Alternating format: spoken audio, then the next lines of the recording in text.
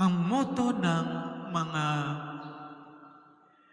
Benedictines ay Ora et Labora. Anong ibig sabihin, mga kapatid?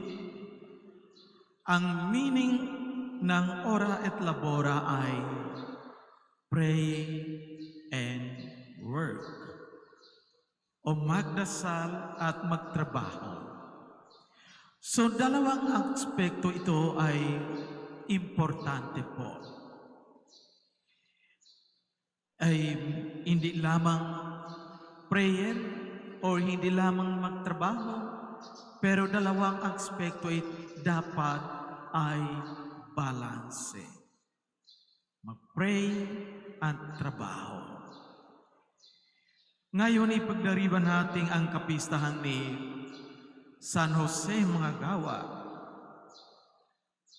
Saint Joseph the Workers.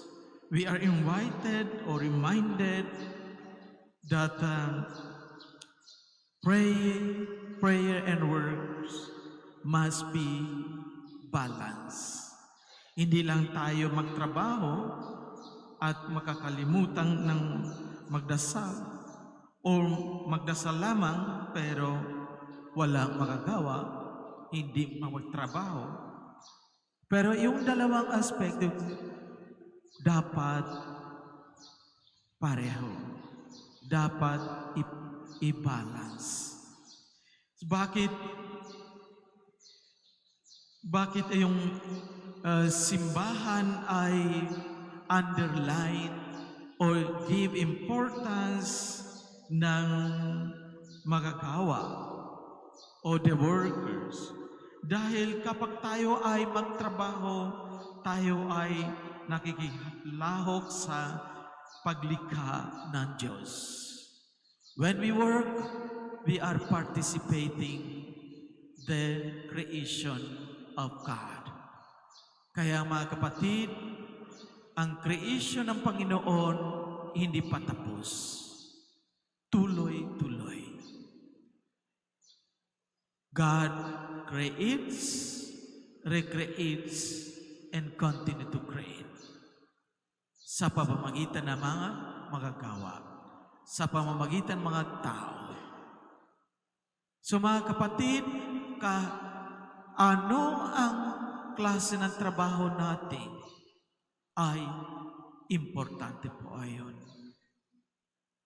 As long as it is good for the people. It is good for building the church, building the world to be a better place. So whatever the work that we do, it is always important.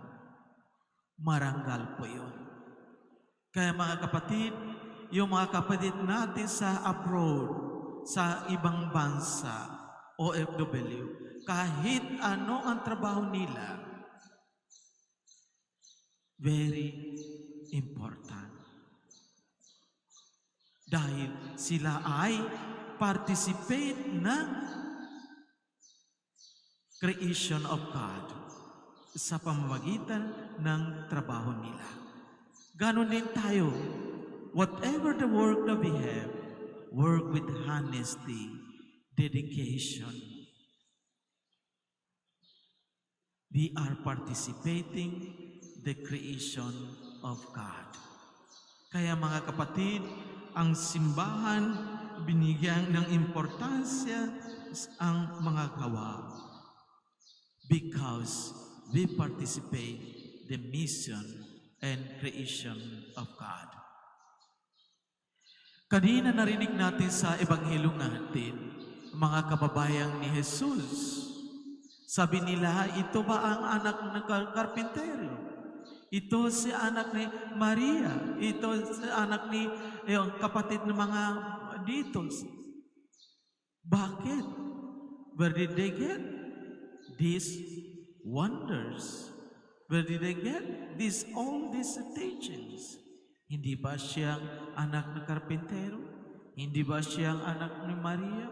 Hindi ba ang kapatid nila dito sa kapitbahay natin? So ayaw sila maniniwala kay Jesus dahil familiarity. Ganon din mga kapatid, sobrang familiarity, wala nang tiwala, wala nang doon makumpiyansa.